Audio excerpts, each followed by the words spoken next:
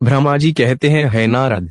तत्पश्चात हिमालय और मैना देवी भगवती और शिवजी के चिंतन में लीन रहने लगे। उसके बाद जगत की माता जगदम्बिका अपना कथन सत्य करने के लिए अपने पूर्ण अंशों द्वारा पर्वतराज हिमालय के हृदय में आकर विराजमान हुई। उस समय उनके शरीर में अद्भुत एवं सुंदर प्रभा उत्तर आई। वे तेज से प्रकाशित हो गए और आनंद मग्न हो देवी का ध्यान करने लगे। तब उत्तम समय में गिरिराज हिमालय ने अपनी प्रिया मैना के गर्भ में उस अंश को स्थापित कर दिया। मैना ने हिमालय के हृदय में विराजमान देवी के अंश से गर्भ धारण किया। देवी जगदम्बा के गर्भ में आने से मैना की शोभा व कांति निखर आई और वे तेज से संपन्न हो गई। तब उन्हें देखकर हिमालय बहुत प्रसन्न रहने लगे। जब देवताओं सहित श्रीहरि और मुझे इस बात का ज्ञान हुआ तो हमने देवी जगदम्बिका की बहुत स्तुति की और सभी अपने अपने धाम को चले गए। धीरे धीरे समय बीता गया। 10 माह पूरे हो जाने के पश्चात देवी शिवा ने मैना के गर्भ से जन्म ले लिया। जन्म लेने के पश्चात देवी शिवा ने मैना को अपने साक्षात रूप के दर्शन कराए। देवी के जन्म दिवस वाले दिन बसंत ऋतु के चैत्र माह की नवमी तिथि थी। उस समय आधी रात को मृगशिरा नक्षत्र था। देवी के जन्म से सारे संसार में प्रसन्नता छा गई। मंद मंद हवा चलने लगी। सारा वातावरण सुगंधित हो गया। आकाश में बादल उमड़ आए और हल्की हल्की फुहारों के साथ पुष्प वर्षा होने लगी। तब माँ जगदम्बा के दर्शन हेतु विष्णु जी और मेरे सहित सभी देवी देवता गिरिराज हिमालय के घर पहुंचे। देवी के दर्शन कर सबने दिव्य रूपा महामाया मंगलमी जगदम्बिका माता की स्तुति की। तत्पश्चात सभी देवता अपने अपने धाम को चले गए। स्वयं माता जगदम्बा को पुत्रीय रूप में पाकर हिमालय और मैना धन्य हो गए। वे अत्यंत आनंद का अनुभव करने लगे। देवी के दिव्य रूप के दर्शन से मैना को उत्तम ज्ञान की प्राप्ति हो गई। तब मैना देवी से बोली, है जगदम्बा, हे शिवा, हे महेश्वरी, आपने मुझ पर बड़ी कृपा की जो अपने दिव्य स्वस्वरूप के दर्शन मुझे दिए। हे माता, आप तो परम शक्त हैं। आप लोकों की जनी हैं और देवताओं द्वारा आराध्य हैं। हे देवी, आप मेरी पुत्री रूप में आकर शिशु रूप धारण कर लीजिए। मैना की बात सुनकर देवी मुस्कुराते हुए बोली, मैना, तुमने मेरी बड़ी सेवा की है। तुम्हारी भक्ति भावना से प्रसन्न होकर ही मैंने तुम्हें वर मांगने के लिए कहा था और तुमने मुझे अपनी पुत्री बनाने का वर मांग लिया था। तब मैंने तथास्तु कहकर तुम्हें अभीष्ट फल प्रदान किया था। तत्पश्चात मैं अपने धाम चली गई थी। उस वरदान के अनुसार आज मैंने तुम्हारे गर्भ से जन्म ले लिया है। तुम्हारी इच्छा का सम्मान करते हुए मैंने तुम्हें अपने दिव्य रूप के दर्शन दिए। अब आप दोनों दंपति मुझे अपनी पुत्री मानकर मेरा लालन पालन करो और मुझसे स्नेह रखो। मैं पृथ्वी पर अद्भुत लीलाएं करूंगी तथा देवताओं के कार्यों को पूरा करूंगी। बड़ी होकर मैं भगवान शिव को पति रूप में प्राप्त कर उनकी पत्नी बनकर इस जगत का उद्धार करूंगी। ऐसा कहकर जगत माता देवी जगदम्बा चुप हो गई। तब देखते ही देखते देवी भगवती नन्हे शिशु के रूप में परिवर्तित हो गई। ब्रह्मा जी बोले, हे मुनि श्रेष्ठ नारद, मैना के सामने जब देवी जगदम्बिका ने शिशु रूप धारण किया तो वे सामान्य बच्चे की भांति रोने लगी। उनका रोना सुनकर सभी स्त्रियां और पुरुष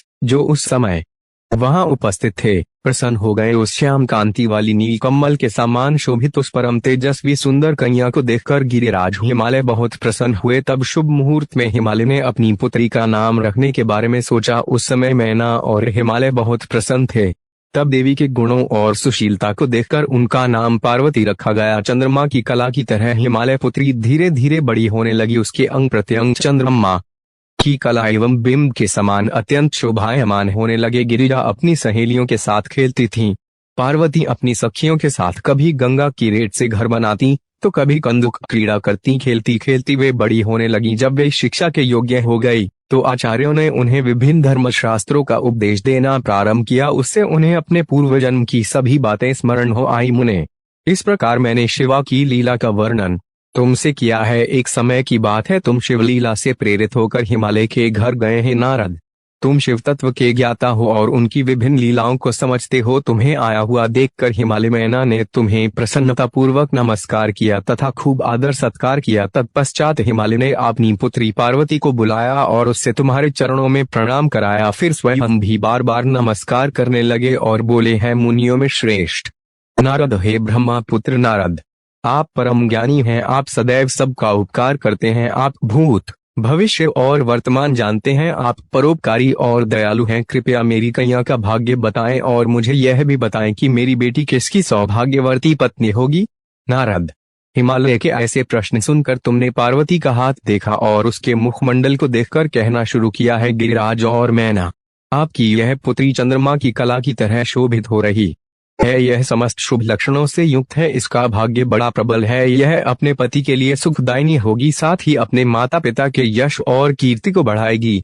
यह परम साध्वी और संसार की स्त्रियों में सर्वश्रेष्ठ होगी। इसका पति योगी, नग्न, निर्गुण, काम वासना से रहित, माता पिताहीन, अभिमान से रहित, पवित्र एवं साधु वेशधारी होगा। इस बात को सुनकर मैना और हिमालय दोनों दुखी हो गए। पार्वती देवी सोचने लगी कि मुनि नारद की बात हमेशा सत्य होती है। जो लक्षण नारद जी ने बताए हैं वे सभी तो शिव जी में विद्यमान हैं। भगवान शिव को अपना भावी पति मानकर पार्वती मन ही मन हर्ष से खिल उठी और शिव जी के चरणों का चिंतन करने लगी। तब हिमालय बड़े दुखी स्वर से बोले कि हे नारद, अपनी पुत्री के भावी पति के विषय में जानकर मैं बहुत दुखी हूँ।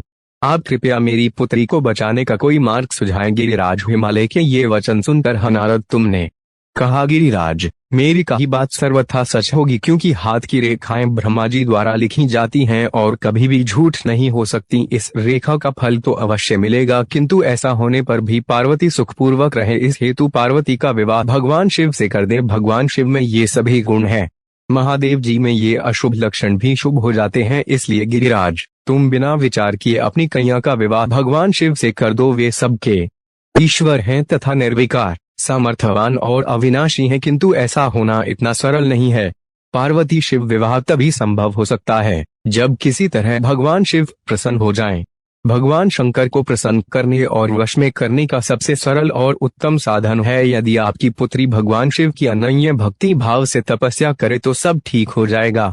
पार्वती भगवान शिव को पति के रूप में प्राप्त करेंगी। वे सदैव भगवान शिव के अनुसार ही कार्य करेंगी, क्योंकि वे उत्तम व्रत का पालन करने वाली महासाध्वी हैं। वे अपने माता पिता के सुख को बढ़ाने वाली हैं। हे गिरिराज हिमालय, भगवान शिव और शिवा का प्रेम तो अलौकिक है। ऐसा प्रेम न तो किसी का हुआ है और ना ही होगा। भगवान शिव इनके अलावा और किसी स्त्री को अपनी पत्नी नहीं बनाएंगे। हिमालय, शिव शिवा को एकाकार होकर देवताओं की सिद्धि के लिए अनेक कार्य करने हैं। आपकी पुत्री को पत्नी रूप में प्राप्त करके ही भगवान अर्धनारीश्वर होंगे। आपकी पुत्री पार्वती भगवान शिव की तपस्या से उन्हें संतुष्ट कर उनकी अधगिनी बन जाएंगी। मुनि नारद, तुम्हारे इन वचनों को सुनकर हिमालय बोले हैं, मुनि श्रेष्ठ नारद, भगवान शिव सभी प्रकार की इच्छाओं का त्याग करके अपने मन को संयम में रखकर नित्य तपस्या करते हैं। उनका ध्यान सदैव परम ब्रह्म में लगा रहता है। भले वे अपने मन को कैसे योग से काबू रख सकते हैं। ब्रह्मा जी बोले हैं, नारद, तुम्हारे स्वर्गलोक जाने के पश्चात कुछ समय तक सब कुछ ऐसे ही चलता रहा।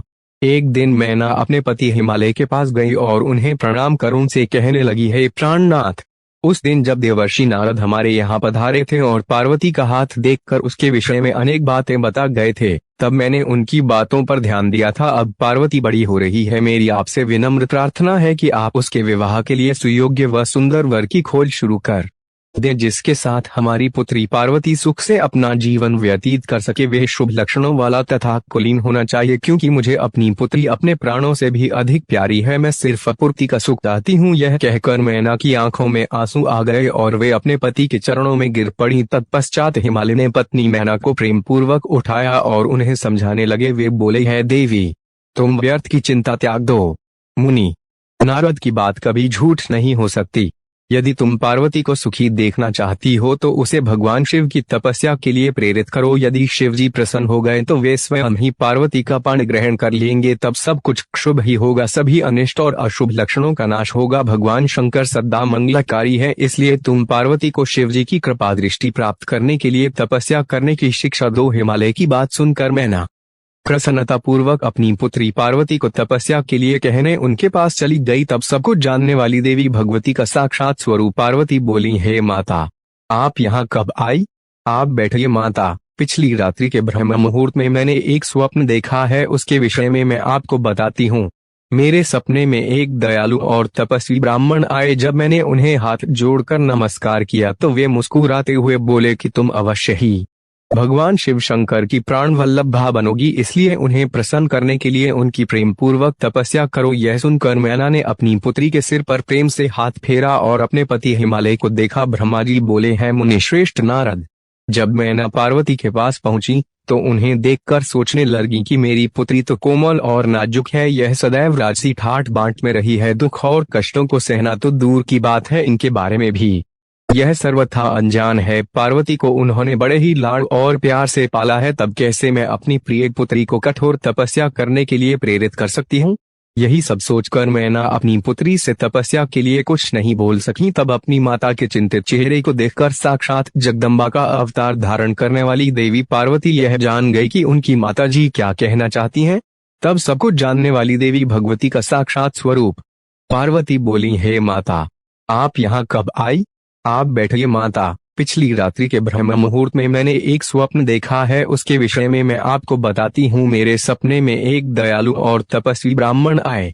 जब मैंने उन्हें हाथ जोड़कर नमस्कार किया तो वे मुस्कुराते हुए बोले कि तुम अवश्य ही भगवान शिव शंकर की प्राण वल्लभ भाव बनोगी, इसलिए उन्हें प्रसन्न करने के लिए उनकी प्रेम पूर्वक तपस्या करो। यह सुनकर मैना ने अपनी पुत्री के सिर पर प्रेम से हाथ फेरा और अपने पति हिमालय को वहां बुलाया। हिमालय के आने पर मैना ने पार्वती के सपने के बारे में उनको बताया। तब उनके मुख से पुत्री के सपने के विषय में जानकर हिमालय बहुत प्रसन्न हुए। तब वे अपनी पत्नी से बोले, प्रिय मैना, मैंने भी पिछली रात को एक सपना देखा था। मैंने अपने सपने में एक बड़े उत्तम तपस्वी को देखा। वे नारद मुनि द्वारा बताए गए सभी लक्षणों युक्त थे। वे उत्तम तपस्वी मेरे नगर में तपस्या करने के लिए आए थे। उन्हें देखकर मुझे बहुत खुशी हुई। मैं अपनी पुत्री पार्वती को साथ लेकर उनके दर्शनों के लिए उनके पास पहुंचा। तब मुझे ज्ञात हुआ कि वह नारद जी के बताए हुए वर भगवान शिव ही हैं।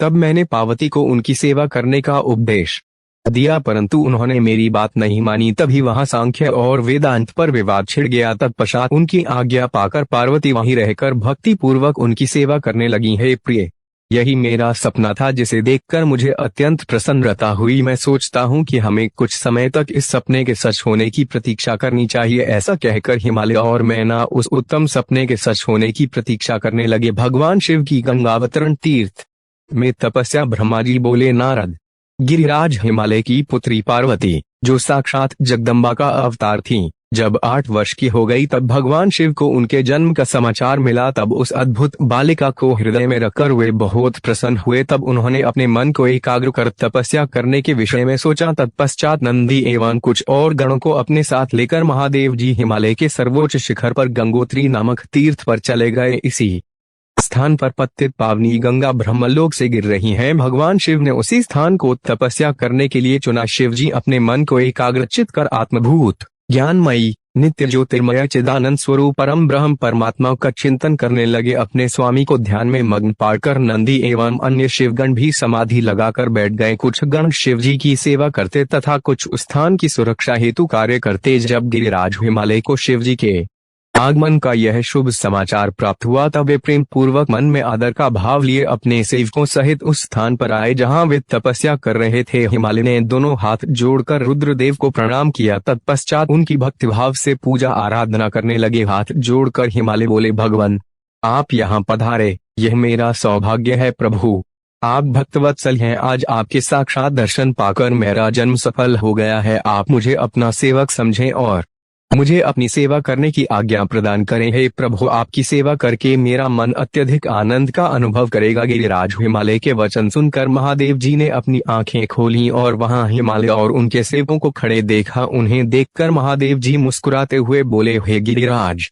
मैं तुम्हारे शिखर पर एकांत में तपस्या करने के लिए आया हूँ। हिमालय, तुम तपस्या के धाम हो। देवताओं, मुनियों और राक्षसों को भी तुम आश्रय प्रदान करते हो। गंगा, जो कि सबके पापों को धो देती है, तुम्हारे ऊपर से होकर ही निकलती है, इसलिए तुम सदा के लिए पवित्र हो गए हो।